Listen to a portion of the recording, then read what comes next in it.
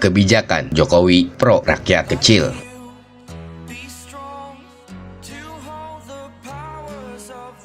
Sebelum kita lanjut, jangan lupa subscribe dan nyalakan loncengnya agar tidak ketinggalan info terbaru lainnya dari tanda kutip.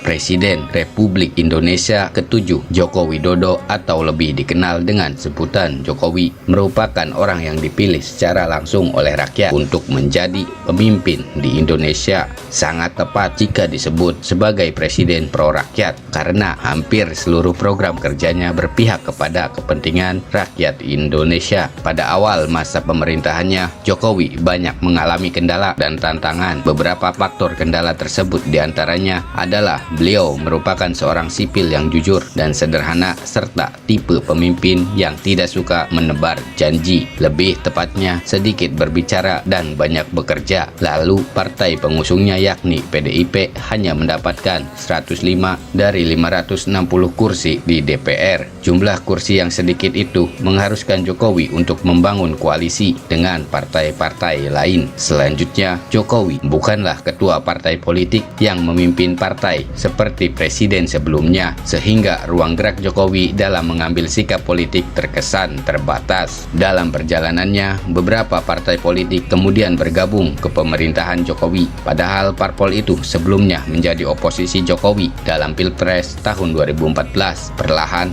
namun pasti, Jokowi ternyata mampu mengelola pemerintahannya dan menunjukkan prestasi serta kinerja yang cukup memuaskan masyarakat Indonesia. Kepuasan masyarakat itu dapat dilihat dari hasil survei yang dilakukan berbagai lembaga seperti CSIS, SMRC, Indikator Politik, dan lain-lain. Setiap lembaga survei tersebut menunjukkan data tingkat kepuasan masyarakat mengalami peningkatan pada angka sekitar 66,5% sampai dengan 68%. Kepercayaan publik terhadap kinerja Jokowi tentu sangat penting baginya untuk meneruskan langkah dan mewujudkan program Nawacita. Program peningkatan kesejahteraan rakyat menjadi fokus utama Jokowi yang meliputi banyak aspek seperti kesehatan, pangan, investasi, reformasi birokrasi dan perundangan, infrastruktur, maritim, desa, pendidikan, industri dan energi, hutan dan lingkungan, serta toleransi dan keberagaman.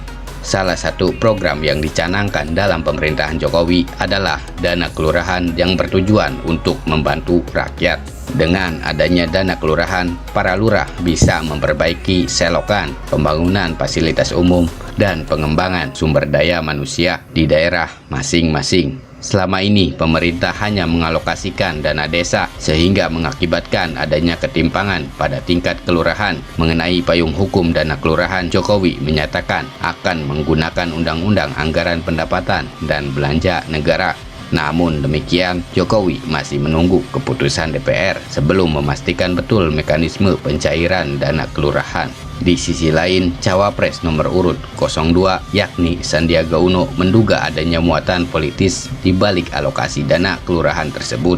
Selaras dengan Sandiaga, Wakil Ketua DPR yang juga kader Gerindra yakni Fadlizon mempertanyakan rencana pemerintah menganggarkan dana kelurahan. Fadli menilai ada yang aneh ketika dana kelurahan baru dicairkan pada tahun politik. Selain itu, terkait netizen yang mengkritisi program DP 0% untuk perumahan ASN dan TNI Polri yang menilai bahwa Jokowi lalai karena tidak mendahulukan korban bencana yang masih belum diketahui nasibnya, merupakan sebuah kritik tanpa dasar karena pemerintah selalu memberikan bantuan secara cepat dan tanggap terhadap setiap bencana yang terjadi di negeri ini. Bahkan bantuan tersebut terus diberikan hingga wilayah yang mengalami bencana mampu pulih kembali, seperti yang terjadi di Lombok, NTB, dan Donggala, Palu.